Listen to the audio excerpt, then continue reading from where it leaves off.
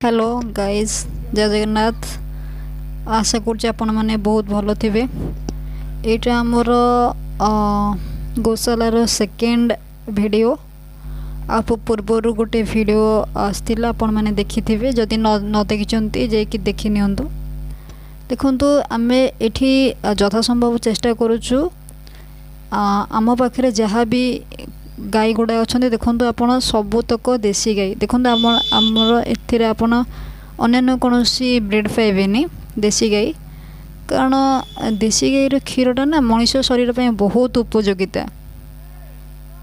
तेणुक आम चेष्टा करुचु अधिक रु अधिक देसी गाई मानू रखापी। एमानू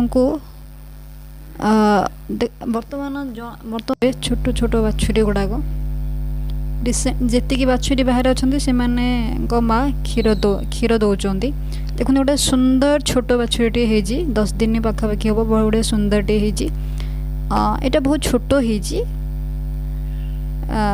फिमेलटा आपड़ तार गोटे ना सजेस्ट करेंगे कौन ना रखा तार। बहुत बढ़िया सुंदरटे आप देखु। साइड देखु गोटे छोट कौन छेली छुआटे देखो ये भी से 10-12 दिन छुआटे हम बहुत सुंदरटे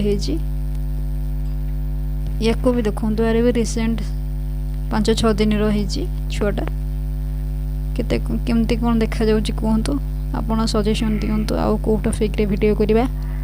आउ आपनकर गाय फार्म रिलेटेड जदि कौन इनफॉरमेशन दरकार होची हम कांटेक्ट करेंगे। तले कमेंट करेंगे, शेयर करेंगे, लाइक करेंगे। रोची जय जगन्नाथ। Thank you.